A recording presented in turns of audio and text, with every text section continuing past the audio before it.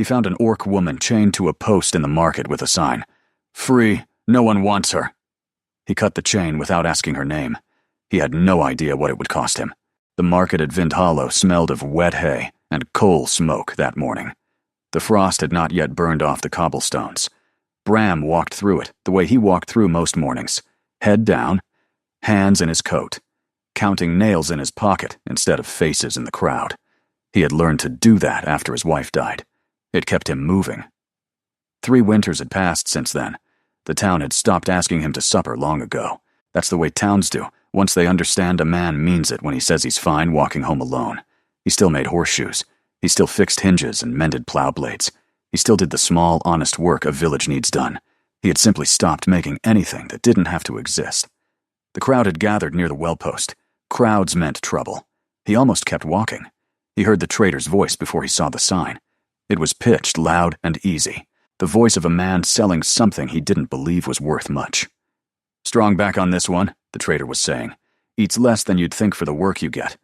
Had her passed to me by a fellow up north who couldn't be bothered with the trouble of her mouth. I'm not asking much, practically giving her away." A few in the crowd laughed. It was the way people laugh when they want to seem unbothered by something that bothers them plenty. Others simply watched. It was the particular watching of people deciding whether to feel something or to let it pass through them like weather. Then he saw the green. She was chained to the post by the wrists. She knelt in a way that looked less like submission and more like conservation of strength. Her skin was a deep emerald, dulled by 3 days of travel dust. Her eyes were amber. They were not on the crowd. They were on the middle distance, somewhere past all of them. Somewhere she had already decided not to look for help. A board hung from a cord around her neck. Someone had burned the words into it with a hot iron. "Nobody wants her. Yours for the asking." A trader stood near her with his arms crossed. He told anyone who would listen that she ate less than a dog and worked harder than 3 men. He said the price was whatever a man felt like paying. He said she had been more trouble than she was worth to her last 3 owners. He said he'd take a copper piece just to be done with her. Bram walked away first. He got as far as the smithy door, 10 paces, maybe 12. He stood there with his hand on the frame he had built with his own father. He thought about the sign. He thought about the word, yours. Then he turned around. He did not haggle. He set his canteen down at her knee, the way you'd offer water to a horse you didn't yet trust. He took the cutters from his belt and cut the chain in 2 strokes. The trader started to object. He said something about payment, something about principle, something about how a man couldn't just walk up and take what wasn't given freely. "You put a price on a person and nailed a lie above her head," Bram said, not raising his voice. "I'm not paying for either one." The trader looked at the crowd for support and found none worth the asking. He took a step forward anyway. Then he stopped when Ovrena's amber eyes moved to him for the first time since Bram had arrived. Level, unhurried, the look of someone deciding whether a thing was worth the trouble of hurting. He did not take a second step. Bram did not look at him again. He looked at her. "Irpraonda," she said, in her own tongue first, catching herself, then again in his. "Go where?" "Wherever you want," Bram said. "Or the forge. I need someone who can hold a hammer steady." She looked at the broken chain in her lap for a long moment, like it might still be a trick. Then she picked up the canteen, drank exactly enough, and stood. Her name was Ovrena. She did not offer it. He asked. She followed him back through Vindhalo with her wrists still raw. The whole square watched them go. Nobody said a word. Bram was not a man people argued with about right and wrong. He simply did the thing and let them decide what to make of it. The forge was cold when they reached it. It was always cold these days. Bram had let the fire die more nights than he'd kept it lit since his wife passed. There was less reason to make anything beautiful when there was no one left to show it to. Her name had been Anwen. She had died of a fever that took 3 farms' worth of families that same season. It happened quickly. There had been no time to say the things a person means to say, and always thinks there will be time for. Bram had buried her himself, in ground he had chosen, because it caught the morning sun first. He had not touched the good tools since. Those were the ones she used to polish for him, when his hands were too tired at the end of a day. He didn't tell Ovrena any of that yet. It would take weeks before he said Anwen's name out loud to another living person. When he finally did, It would be to her, in the dark, with no expectation that she'd know what to do with it. That was exactly why he could say it at all. Ovrena stood in the doorway and looked at the dead coals like they'd insulted her. "This is wrong," she said. "It's a forge. It's dying." She crouched by the pit, ran 2 fingers through the ash, and shook her head. "You've been feeding it wet coal, and banking it high instead of deep. No wonder it won't hold heat." Bram opened his mouth to say something about not needing lessons in his own trade. Then he closed it again. She was already rebuilding the bed with her bare hands, sorting good coal from bad, by touch alone. She had not asked his permission to do it. He let her. By evening, the coals had a color in them Bram hadn't seen since before his wife's fever. A deep, even orange that didn't gutter when the bellows paused. She stood back from the pit and studied it the way another person might study a horizon. "It'll hold through the night now," she said. "Feed it low and slow before you sleep. Don't drown it. You've been drowning it." "Is that what I've been doing to everything?" Bram said, half to himself. He regretted it the moment it left him. It was truer than he'd meant to say out loud to a stranger. Ovrena didn't answer that. She banked the coals, wiped her hands on a rag that had been his wife's once, and went to the back room without another word. That first week, she said little and slept less. He gave her the back room, the one that used to be for storage. She took it without thanks. He understood that better than gratitude would have. Gratitude asks something of you in return. She wasn't ready to owe anyone anything yet. She worked before sunrise. She worked after Bram had gone to bed. He would wake sometimes to the low sound of the bellows and find her standing over the coals alone. She fed them in a rhythm he didn't recognize, patient in a way that had nothing to do with patience. Everything to do with not wanting to sleep. He never asked why. On the 4th day, a farmer named Caleb Hart brought in a sword to be sharpened. He'd bought it cheap off a peddler passing through. He boasted that it had been forged in the northern style, folded steel, worth 3 times what he'd paid. Ovrena took one look at it and set it down like it had burned her. "It will break," she said. "Not today. Maybe not this season. But it will break. And it will break at the worst time. Whoever folded this steel didn't fold it. They stamped a pattern into the surface to look folded and left the core soft as bread." Caleb laughed until he saw she wasn't laughing. A small crowd had gathered at the forge door during the argument with Caleb, drawn by raised voices, the way children are always drawn to raised voices. Among them stood Ido's daughter, a girl of maybe 7 named Tilly. She had no patience for adults dancing around a question. "Are you magic?" Tilly asked Ovrena, plain as anything, once Caleb had stormed off. "Is that how you knew?" "No magic," Ovrena said, crouching so she was closer to the girl's height. That surprised Bram more than the answer did. "Just looking long enough at broken things to know what broken looks like before it shows." "Were you broken once?" The forge went quiet in a way that had nothing to do with the fire. "Once," Ovrena said. "I'm being mended. It takes longer than folding steel." Tilly seemed satisfied with that, in the direct way children are satisfied with true things. She ran off to tell her father. Ovrena stood back up and did not look at Bram. Bram did not make her. "Who taught you to read steel like that?" Bram asked her later, after Caleb had gone, pale and asking for his coin back. Ovrena was quiet long enough that he thought she wouldn't answer. "I did," she said. "The folding. The real kind. 3 folds. Not 2. Each one thinner than a hair. So the blade bends before it breaks and springs back true. I made it work when I was young enough that my hand still shook holding the hammer." "Who taught it to you then?" "Nobody," she said. "I taught it to him." She didn't say the name that night. She said it 4 nights later, when the first hard frost came down over Vindhollow and turned the water trough to glass. Bram found her sitting outside in the cold instead of by the fire. The cold, she said, was easier to explain than what was in her chest. His name was Halveth. He had been her master once, in the way an apprentice belongs to a master. Except she had never been an apprentice. She had been the one who could see the steel, the way other smiths could only feel it. Halveth had put his mark on everything her hands made, and sold it 3 villages over as his own work. For 6 years she had let him.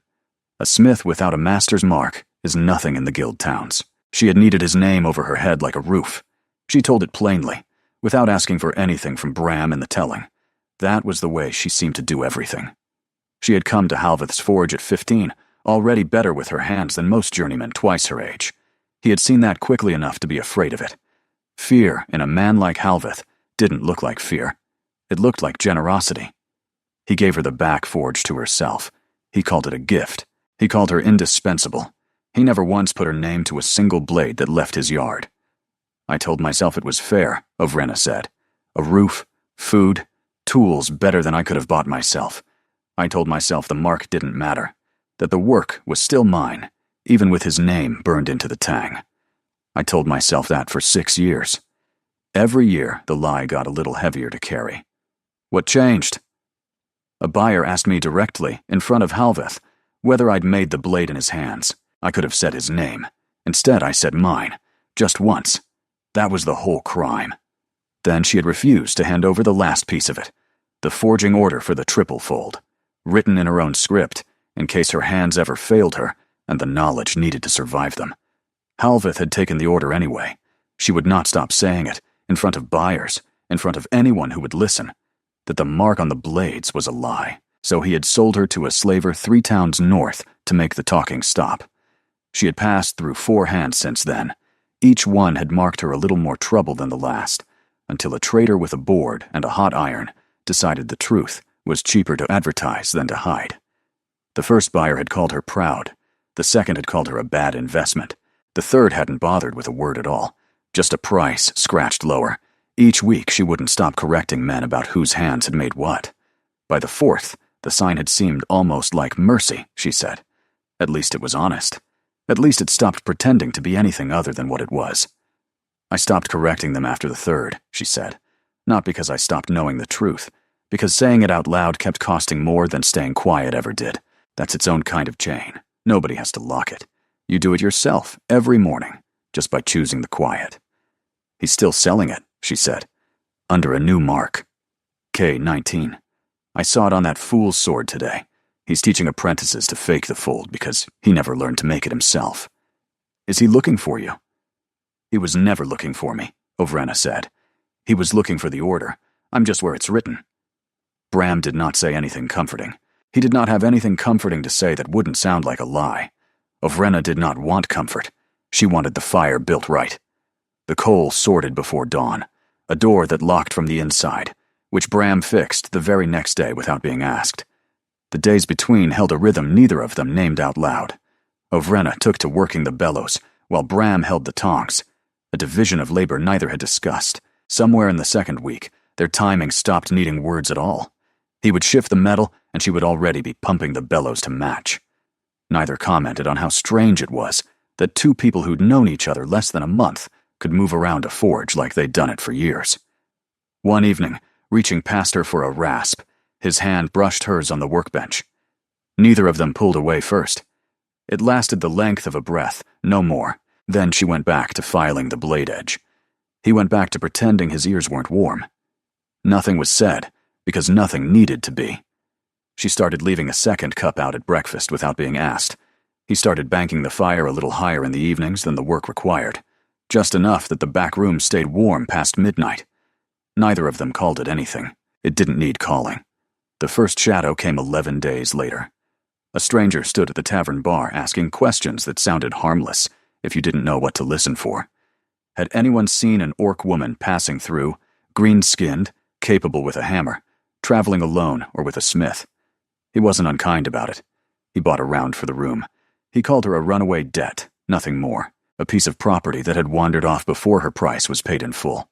He described her almost fondly, the way a man describes a horse he once owned and still misses the use of. Good hands, he said. Steady temper, mostly. Amber eyes you'd remember if you saw them once. He asked whether a smith in the district had taken on new help lately. When the barkeep hesitated a moment too long before answering, the stranger smiled like a man who'd already gotten his answer. 2 others stood near the door the whole time, arms crossed, not drinking, watching the room the way men watch a room they intend to remember later. Ito, who ran the feed store and had known Bram since they were boys pulling the same plow, came to the forge before the sun was fully up. "Man's asking about your girl," Ito said. "Says she's owed to somebody. Says it friendly, but he had 2 others with him, standing by the door the whole time, not drinking. Friendly how? Friendly like a man reading you your own eulogy in a kind voice, Ido said. Bram, I don't know what she's carrying, and it's none of my business what she's carrying. But you ought to know, they're not the sort who leave once they've started asking. Bram thanked him and said nothing to Ovrena that morning. She already knew. He found her checking the door bar that night, testing its give with her shoulder, setting a second bar of iron across the window shutter where there hadn't been one before. You didn't have to hide it, she said, not looking at him. I've been waited for before. I know what it sounds like when it starts. I wasn't hiding it. I was deciding how to say it. There's only one way to say it, she said. He's coming. The only question is which face he wears first. The first face Halveth wore was paper. He arrived himself 3 days later, in a good coat, with a folded document and a clerk's careful voice. He did not raise his hand or his voice at all. He stood in the forge yard as if he had every right to. He unrolled a contract bearing Ovrena's mark from 6 years back, an apprenticeship bond, unpaid, transferring her labor to whoever held the paper. He was smaller than Bram had pictured him, from the way Ovrena had gone still, just describing him. A neat man, gray at the temples, the kind who kept his nails clean, even standing in a working forge yard. He smiled the way men smile when they believe the smile itself is a form of fairness. I heard you'd landed here, Halveth said to Ovrena, as though greeting an old apprentice returned from travel. You look well, better than I'd have guessed, given the company you've been keeping since. Say what you came to say, Ovrena said. He unrolled the paper with a care that made it worse. He smoothed it flat against his forearm.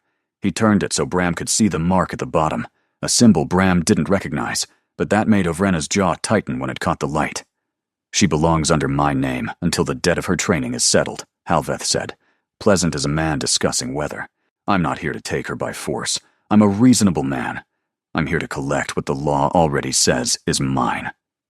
Ovrena stepped out from the forge, with soot still on her hands, and looked at the paper the way she'd looked at Caleb's false blade. You never trained me, she said. I trained you which end of the tongs to hold. The paper says otherwise, Halveth said, and paper is what the magistrate reads. Bram stood beside her, not in front of her. She had made clear the first week that she did not need a wall between herself and trouble, only a door that locked. She's not for sale, bonded, or borrowed, Bram said. You've got your paper. Go read it to someone who cares what it says. Halveth smiled like a man who had heard no 100 times and always found a way around it. That mark is 6 years old, Ovrena said, nodding at the paper without touching it. I was 15. I didn't understand what I was signing. You made sure of that. The law doesn't ask whether you understood, Halveth said, not unkindly, which was somehow worse than if he had been cruel about it. It asks whether you signed. Then take your law to a magistrate, Bram said, and let him decide whether a paper written for a child holds water. Until then, get off this land. Halveth rolled the document with the same care he'd unrolled it. He tucked it inside his coat and looked at Ovrena one last time. I intend to, he said. The district reeve will hear it when it suits him to. Bring her or don't, but the ruling will stand either way, and I'd rather you heard it from his mouth than mine. He turned and left before Bram could answer that. The days that followed were their own kind of siege, quieter than an army, but no less exhausting. Bram rode 2 towns over to speak with a clerk of the court himself. He came back with little comfort to offer. A bond signed by a minor, uncontested for 6 years, was murky ground even to men who studied ground for a living. Murky ground favored whoever could afford to argue longest. Ovrena heard the news without much reaction at all. That frightened Bram more than tears would have. He's counting on the court taking its time, she said. Time is the only weapon he's ever needed. He used it on me for 6 years before I understood what he was doing. He came back 6 days later. This time he did not bring paper. He brought an offer. He came alone, at dusk, and sat uninvited at the bench outside the forge. He spoke to Bram man to man, smith to smith, the way he probably imagined honest men spoke to each other. He had brought no clerk this time, no paper, only a leather purse he set on the bench between them without opening it, the way a man sets down a first offer he expects to raise. You strike me as sensible, Halveth said. Sensible men don't ruin themselves over a debt that was never theirs to carry. I don't blame you for what you did in that square. Any decent man might have done the same, seeing a sign like that. But decency has its limits, and I think you're smart enough to know where yours sits. I'll pay you for her keep, Halveth said. Double what you'd get selling swords for a season. Call it a debt settled. Call it whatever eases your conscience. You found a stray. You fed her a while. That's a kindness. Nobody would blame you for it. But she's mine by every measure that matters. You're a smart enough man to know that keeping her costs you more than money can fix once my patience runs out. You're offering to buy a person, Bram said, and calling it business. I'm offering to make this simple, Halveth said, for both of you. He looked past Bram then, to Ovrena standing in the doorway, arms folded, listening to every word. You could have said none of this to anyone, Halveth told her. Softer now, almost gentle, the voice of a man who believed his own reasonableness. You could have kept the fold to yourself, and let me pay you well for it in silence, the way you did for years. You chose to make noise instead. Noise has a cost. It always did. The cost was mine to pay, Ovrena said, not yours to collect twice. Bram stood and pushed the purse back across the bench without opening it either. Take your coin back to whoever taught you that a person's silence has a fair price, he said. You won't find that man here. Halveth left without his offer answered. For a man like him, that was itself an answer. Bram understood, watching him go, that the next visit would not be dressed as paper or as business. Bram walked to the edge of the village alone that evening, past the last house, to the plot of ground that caught the morning sun first. He hadn't been in weeks. The marker was plain, the way Anwen would have wanted it. No name carved larger than it needed to be. He didn't say much to her, standing there. He never did. He told her the way he always told her the hard things, in short pieces, that a man wanted to take something from his forge, that he wasn't sure yet how far he'd go to stop it. Only that walking away wasn't a shape the question could take anymore. I know what you'd say, he said, to the ground, to the cold, to no one who could answer. You'd say I already decided the day I turned around in the square. You'd say the rest is just me being slow to admit it. He stood there until the cold in his hands stopped being an inconvenience and started being a decision of its own. Then he walked back to the forge. He did not tell Ovrena where he'd been. It wasn't hers to carry. For the first time since he'd cut a chain in a market square, he understood that some things a man does are his alone. Not because he's hiding them, because they belong to him, the way the grave belonged to Anwen and no one else. The frost thickened over the following week. Ice crept along the edges of the water trough and did not melt back by midday anymore. Ovrena worked with her sleeves down now, not from cold alone. Bram noticed, but did not ask. Some things a person shows you only when they're ready to be seen. Ido came by twice that week, with nothing to trade, and no feed to deliver. Just an extra pair of hands. He helped Bram reinforce the shutters from the inside, with iron strips meant for wagon wheels. Neither man spoke much about why. Ovrena watched them work from the forge door. She said only that the hinges would hold better than the wood around them. That was her way of saying thank you, without using the words. She taught Bram, one evening, how to read the weight of a swing before it landed, how a man telegraphs a blow in his shoulder, a full breath before his arm moves, the same way bad steel telegraphs a break before it happens. He was a slow study at it, clumsy in ways the forge never made him. She didn't laugh at the clumsiness. She only corrected it, patient the way she was patient with Cole. Why teach me this? He asked, catching his breath after the fourth time she'd put him on the ground without much effort. Because next time might not give either of us the choice to run, she said, and did not soften it. Softening it would have been its own kind of lie. She stopped mid-swing once, that same evening, hammer half raised, and stood very still for a moment, before setting it down without finishing the motion. What is it? Bram asked. Nothing. She picked the hammer back up. Her hands were steady again, but her voice had lost its usual flatness for just that one breath. I keep waiting for the part where you decide I've cost you too much. It hasn't come yet. I don't know what to do with a thing that hasn't come yet. Maybe it isn't coming. Maybe, she said, in a tone that didn't believe it, and went back to the anvil before he could see whatever else was in her face. That night, worn thin from a week of watching shadows that hadn't come yet. Ovrena sat by the forge longer than usual, feeding the coals in that same patient rhythm. Bram sat with her instead of going to bed, which he hadn't done before. "He believes it," she said finally, not looking up from the fire. "That's the part that used to break me faster than the chains ever did.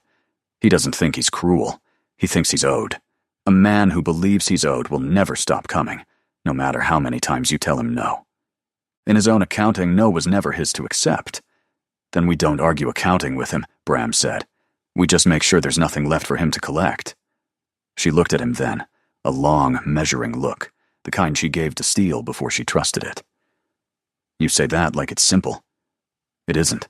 I didn't say it was." She almost smiled. It didn't quite arrive, but it was closer than anything he'd seen from her yet. He asked her one thing, though, the night before it happened, because he needed to know, and there was no gentle way to find out. "If it comes to it," he said, "will you run?" "I've run before," Ovrena said. "It cost me a chain and a sign around my neck. I'm done running from men who think a piece of paper makes a person a possession." "That's not an answer." "No," she said, "it isn't." They came at night, 8 days after Halveth's second visit. The cold had turned brutal enough that breath hung visible in the forge yard. The coals in the pit were the only warm thing for a mile. 4 men, not 3. Halveth was not among them.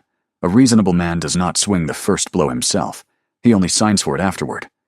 They broke the shutter bar Bram had fixed with his own hands. Ovrena heard it first. She had the poker in her fist before Bram was fully awake. It was not a clean fight. There is no clean fight in a dark forge at night, only shapes and grunts, and the smell of fear sweat mixing with coal dust. One man grabbed Ovrena by the wrist, the same wrist the chain had scarred. She drove her elbow into his throat before he finished closing his hand. A second man came at her from the side, with a length of rope meant for binding, not killing. Halveth's men had come to collect, not to murder. That made them careless, in a way that cost them. Ovrena caught the rope mid-swing. She wrapped it once around her own forearm and used his own momentum to put him face first into the anvil. Bram took a blow across the ribs that put him on the ground, and kept him there longer than he liked to admit later.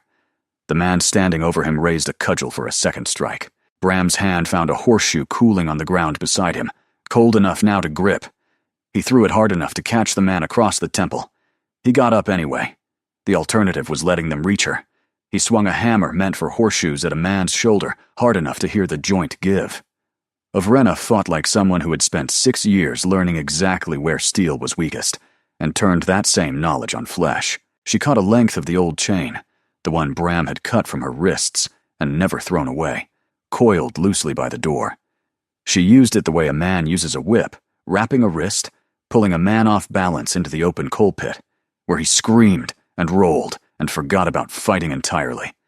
It was over in less time than it takes to tell it. 4 men down or fled. The forge wrecked, the shutter hanging by one hinge, Bram bleeding from a gash along his side that he hadn't noticed until the noise stopped. "We can't stay," Ovrena said, already pulling him up by the good arm. "They'll send more before sunrise thinking it worked." They left through the tree line behind the smithy, into woods gone silver-white with frost. Bram's blood left small, dark marks in the snow. Ovrena kept glancing back at them like a problem to be solved rather than a fear to be felt. She found a hollow beneath a fallen oak an hour later, more shelter than cave, enough to break the wind. There she tore his shirt open and looked at the wound without flinching, the way a person looks at a problem they've already decided to solve. "This needs heat," she said, "not cloth." She built a small fire with hands that did not shake despite the cold. She heated the flat of a knife she'd grabbed without thinking on the way out. She pressed it to the wound before he could brace for it. He made a sound he wasn't proud of. She didn't apologize for it. Apologizing would have meant pretending it hadn't been necessary. She packed the wound with what clean cloth she had, tearing a strip from her own sleeve without hesitation. She sat back against the curve of the fallen oak, watching the small fire instead of him, the way she seemed to do whenever a silence was about to ask something of her. The cold outside the hollow was the kind that made the trees crack somewhere in the dark, sudden and sharp like distant breaking glass. Bram pulled his coat tighter. He found her already watching the tree line instead of the fire, listening for footsteps that hadn't come yet. "You should sleep first," he said. I can listen as well as you. You've lost blood. Your ears lie to you when you've lost blood. She said it without unkindness, a fact stated the way she stated facts about Steele. Sleep. I'll wake you when mine start lying too. Why did you come back? She asked him, once his breathing had settled, staring into the small fire instead of at him. That first day. 10 paces out the door, and you turned around. Nobody does that. I've watched 100 people not do that. Bram thought about it long enough that the fire had time to pop twice before he answered. Someone I lost used to say a thing about showing up in the moment. Nobody's grading you for it, he said. There wasn't a soul in that square who'd have blamed me for walking on. That's exactly why I couldn't. Ovrena was quiet. I read the sign twice, too, she said finally. Before you got there, I believed it. Not the words on the board, the feeling under them. That's the part I couldn't cut loose with the chain. You believe it now? She didn't answer that one directly. Sleep, she said instead. I'll watch the fire. He didn't argue. He was in no shape to. They stayed a second day in the hollow. The wound was too raw yet to risk the walk. The silence between them that second day was a different silence than the first. Less watchful, more like two people who had already said the hard things and were simply resting inside them now. Anwen used to say a man's worth showing up in the moment. Nobody's grading him for it, Bram said again, unprompted, staring at the fire the way Ovrena usually did. I never told you her name before. Didn't seem like mine to give away until now. Anwen, Ovrena repeated, careful with it. The way you're careful with something handed to you that clearly cost something to hand over. She sounds like she'd have liked what you did in that square. She'd have done it herself, faster than I did. She never hesitated on anything worth doing. You hesitated 10 paces, Ovrena said. Then you came back. I've known men who never came back at all. 10 paces isn't the part I remember. They didn't speak again for a while after that. It was the kind of quiet that didn't need filling. When Bram finally did sleep, it was the first full night's sleep he'd had since the fever took his wife 3 winters back. By the time they made their way back to Vind Hollow 2 days later, the cold was at its cruelest, lips gone gray on both of them. The village had already heard some version of the story, twisted 3 ways by 3 tellers. Half the smiths in the district had heard it too. News of an attack on a forge travels faster than most things in a district that lives by its forges. Ito was the first to reach them at the tree line, a blanket already over his arm, as though he'd been watching for 2 days straight, which he had. He didn't ask questions. He wrapped the blanket around Ovrena's shoulders first, then Bram's, and walked them the rest of the way in without a word. That was its own kind of answer, to anyone in the village still deciding which side of this to stand on. Tilly ran out from the feed store before her father could stop her, and threw her arms around Ovrena's waist, saying nothing at all. That told Bram more about how the village had taken the news than anything Ito could have said aloud. By nightfall, 3 other smiths had come by to look at the wrecked shutter and the burn scar in the coal pit, not out of curiosity. It was the way men come to look at damage done to one of their own. They were already talking in low voices about what they'd do if 14 men or 40 rode into their own yards instead. Halveth arrived a 3rd time within the week. This time, he did not come with paper, and he did not come with an offer. He came with 14 men, and a wagon meant to carry her back in. He stood at the edge of Vind Hollow like a man laying siege to a village that had never done him wrong, only sheltered someone who had. Ovrena did not wait for him to knock. She walked into the square, the same square where the sign had once hung around her neck. She called every smith in Vind Hollow to stand with her, not to fight, to listen. She taught them the fold, all of it, out loud, in the open, where any apprentice or master could hear it and carry it home. The angle of the hammer, the exact heat at which the metal stopped fighting you, the color it turned in the last moment before it was ready, the sound it made under the 3rd fold that told you it had taken, not just bent.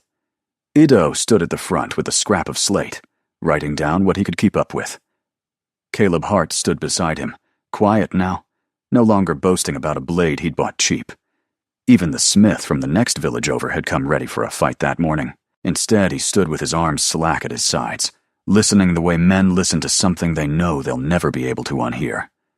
Tilly sat on her father's shoulders near the back, too young to understand the metal, but old enough to understand that something important was being given away for free. She watched Ovrena the whole time, with the particular attention children give to adults who are choosing, in front of everyone, not to be afraid anymore. She showed them on a half-finished blade of her own, heating it past the color most smiths stopped at, folding it under the hammer while she talked. The lesson was not only words, it was a thing they could watch happen in front of them. "Most of you stopped the heat too early," she said, turning the glowing metal so the whole square could see its color. "You're afraid of losing the shape. The shape isn't what you're protecting. You're protecting the grain inside it, and the grain won't lie to you if you let the heat go one shade further than feels safe." She folded it a second time, then a third, each time thinner, each time the metal answering the hammer with a different sound, until even Bram, who had worked steel his whole life, understood he was watching something he'd never once been taught properly. "The 3 folds, each thinner than the last, the trick of it that made a blade bend instead of break," Ovrena said again, slower this time, so the one still riding could catch it. "That's the whole of it. That's what a man tried to buy back from me with 14 men in a wagon. Now it belongs to every forge in this district, and there's nothing left in his hands worth riding for." "He owns nothing if everyone owns it," she said, loud enough for the men waiting at the tree line to hear, loud enough that it would reach Halveth within the hour whether he liked it or not.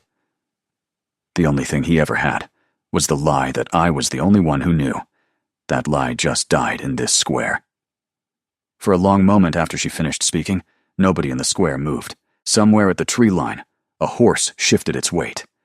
Bram found himself counting his own heartbeat, the way he used to count nails, waiting to see whether 14 men would ride in anyway, simply because riding in was easier than admitting the ride had been for nothing. Ovrena did not flinch from the tree line. She stood in the open, in plain sight of anyone still watching from horseback. She did not reach for a weapon. Reaching for one would have said she still believed there was something left worth fighting over. Halveth heard it before nightfall, exactly as she meant him to. He did not come into the village. There was nothing left in it worth taking. A man who sells secrets has no weapon left once the secret is free.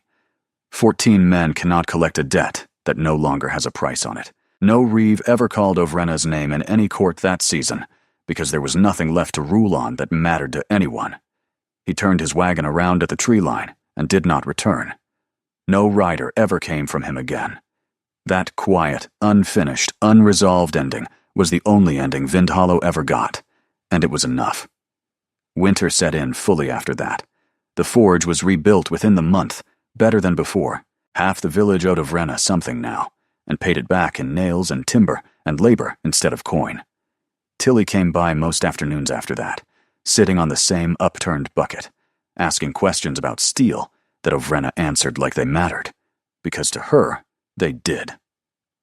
Caleb Hart brought his broken blade back one last time, not to be fixed, but to be melted down and folded properly, and asked if he could watch. Ovrena let him hold the hammer for the second fold, guiding his hands over the anvil the way someone had never once guided hers. Bram noticed, that winter, that she had stopped keeping her sleeves down. He noticed the door stayed unbarred some nights, not out of carelessness. There was nothing left outside it worth locking against. Messengers came in early spring, from a clan she had not spoken of before, wearing colors Bram didn't recognize. They asked if the smith called Ovrena would return to a place among her own people. Ovrena, daughter of a name Bram had never heard her say aloud. A forge and a title waited there, one that no one could take from her with paper or with silence. There were 3 of them, riders who had crossed 2 districts on word of a smith who had taught the triple fold to an entire village for nothing. It turned out they bore her father's old sigil stitched into their collars, a name she had not spoken once in all her months at Vindhalo. They spoke to her in her own tongue first, formal and careful, the way you speak to someone you're not certain still wants to be found. They told her the clan had heard, eventually, what had become of her after she left, the years unaccounted for. They said her father had never stopped asking travelers if they'd seen a woman who could read broken steel with her hands. They told her there was a forge waiting with her name already on it, and no one left alive in that clan who would ever again let a stranger's mark sit over her own. Ovrena listened to all of it without interrupting. She thanked them for the ride, and asked for a day to answer. She stood in the yard a long while with the letter in her hand, the same yard where the fight had happened, where the coal pit still bore a burn scar in the frozen ground. Bram did not ask her to stay. He had learned by then that asking was its own kind of chain, The same kind a sign around a neck could be. The same kind a 6-year-old contract could be. He would not be one more voice telling her where she belonged. He busied himself instead with the horseshoe on the anvil, hammer in hand, not looking at her. He gave her the yard, and the quiet, and the letter, and all the space a person needs to decide something that large without an audience. He thought, working the metal, that he would understand if she left. A forge with her name already burned into the beam. A clan that had never stopped asking after her. A place where no one would ever again need to be told twice that she belonged there. He thought he could live with that, the way a man learns to live with any true and unwanted thing, because he had done it once already and survived it. He did not let himself hope. Hope, in his experience, was a debt collected cruelly if it went unpaid. The last of the winter ice was breaking up along the river by then. Somewhere past the tree line, a bird was testing a song it hadn't used in months, uncertain of the notes, but trying them anyway. She folded the letter once, set it on the anvil the way you'd set down something you'd decided not to carry, and crossed the yard to where he stood. The same canteen he'd set at her knee that first morning still hung from a nail by the forge door, dented now, put to ordinary use for months, never once mentioned by either of them. She took it down on her way past. She drank from it the way she had that first day, exactly enough, and no more, and set it on the anvil beside the letter. She took his hand, not his arm, not his shoulder. His hand, in both of hers, the way you hold something you intend to keep holding. "I'm staying," she said, "because you set a canteen on the ground and asked for nothing back. That's the only debt in my whole life I've ever wanted to keep paying." She did not let go of his hand for a long moment, and neither did he. The first thaw of the season dripped slow from the eaves above them. That was all either of them said about it. If this story found you tonight, tell me in the comments where in the world you're watching from, by what fire, in what kind of cold. I read every single one, and it means more than you'd think to see how far this forge's light travels. And if you believe a story like this deserves to keep being told, subscribing is how you pull up a bench next to this anvil and stay a while.